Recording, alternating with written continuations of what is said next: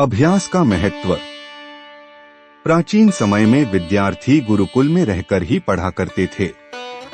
बच्चों को शिक्षा ग्रहण करने के लिए गुरुकुल में भेजा जाता था। बच्चे गुरुकुल में गुरु के सानिध्य में आश्रम की देखभाल किया करते थे और अध्ययन भी किया करते थे। वरदराज को भी सभी की तरह गुरुकुल भेज दिया गया। वह आश्रम में अपने साथियों के साथ घुलने मिलने लगा, लेकिन वह पढ़ने में बहुत ही कमजोर था। गुरुजी की कोई भी बात उसके बहुत कम समझ में आती थी। इस कारण सभी के बीच वह उपहास का कारण बनता था। उसके सारे साथी अगली कक्षा में चले गए, लेकिन वो आगे नहीं बढ़ पाया। गुरुजी ने भी आखिर हार मानकर वरदराज से कहा, बेटा वरदराज, मैंने सारे प्रयास करके देख लिए हैं। अब यही उचित होगा कि तुम यहाँ अपना समय बर्बाद मत करो। अपने घर चले जाओ और घर वालों की काम में मदद करो।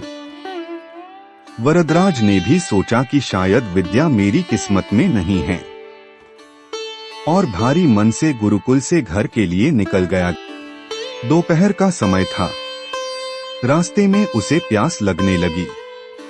इधर उधर देखने पर उसने पाया कि थोड़ी दूर पर ही कुछ महिलाएं कुएं से पानी भर रही थी।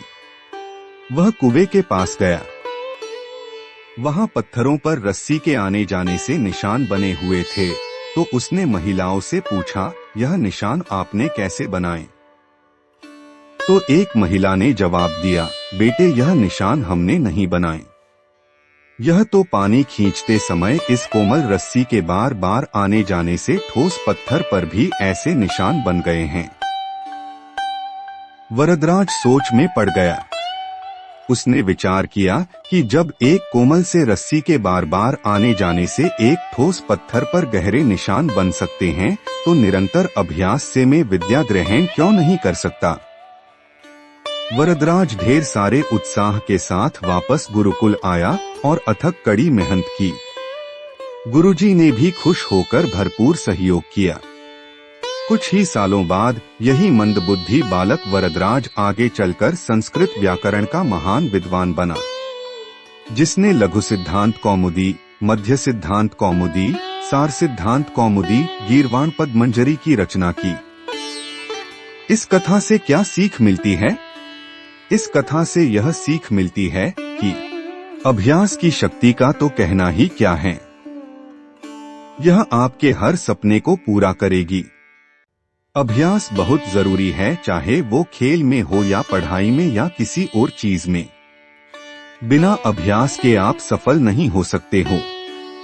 अगर आप बिना अभ्यास के केवल किस्मत के भरोसे बैठे रहोगे, तो आखिर में आपको पछतावे के सिवा और कुछ हाथ नहीं लगेगा।